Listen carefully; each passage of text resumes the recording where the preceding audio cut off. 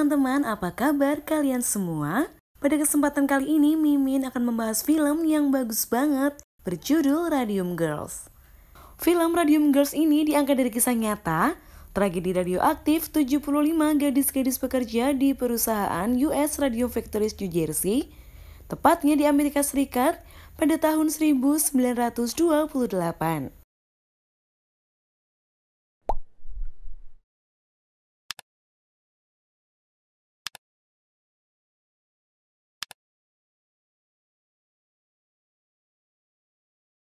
Film diawali dengan kisah dua gadis bersaudara bernama Bessie dan juga Josephine Cavallo. Mereka berdua bekerja sebagai pelukis jam tangan yang bisa bercahaya dalam gelap di suatu perusahaan yang bernama American Radium yang berlokasi di New Jersey. Pada awal mereka bekerja semuanya baik-baik saja. Sampai suatu saat Josephine yang merupakan kakak dari Bessie mendadak mengalami gejala penyakit yang tidak wajar. Analisa awal dokter yang memeriksa Josephine mengungkapkan jika Josephine terkena penyakit sipilis. Sontak hal tersebut mengejutkan keduanya karena tidak mungkin Josephine terkena sipilis sedangkan dia masih perawan.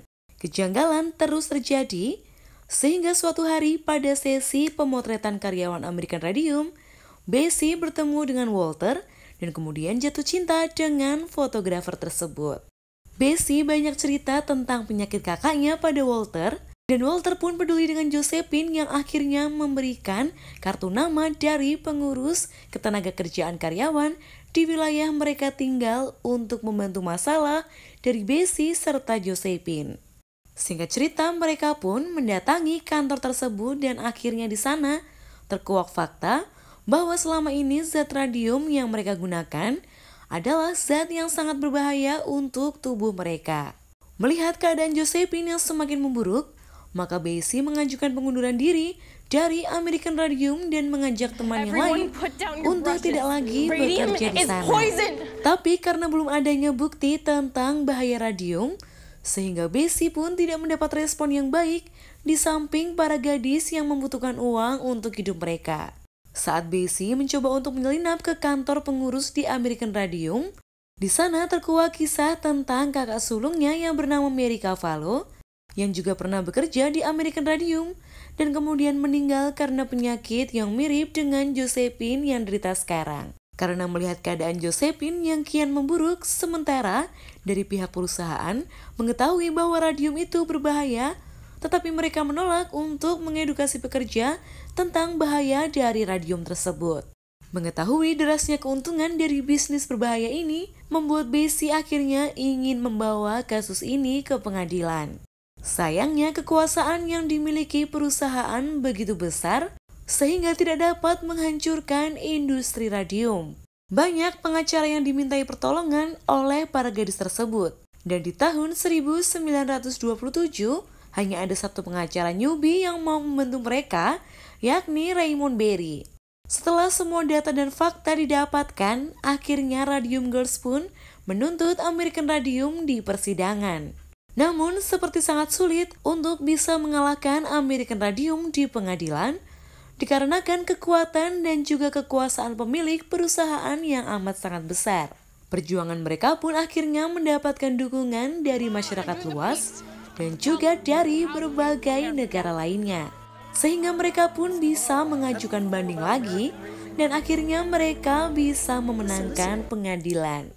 Namun walaupun mereka sudah menang, tetap saja tuntutan jaksa belum memuaskan mereka dan hanya dibuat keputusan untuk menutup pabrik American Radium di kota New Jersey.